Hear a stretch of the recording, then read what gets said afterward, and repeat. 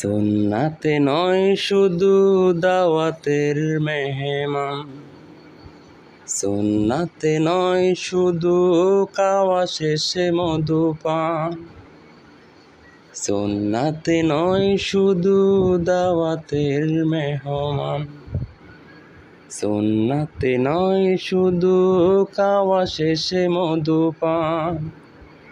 আরো কিছু সুন্নাহ আছে তুমি জানো কি?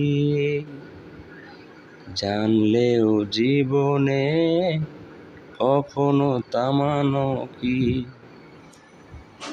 জানলেও জীবনে কখনো থামানো কি?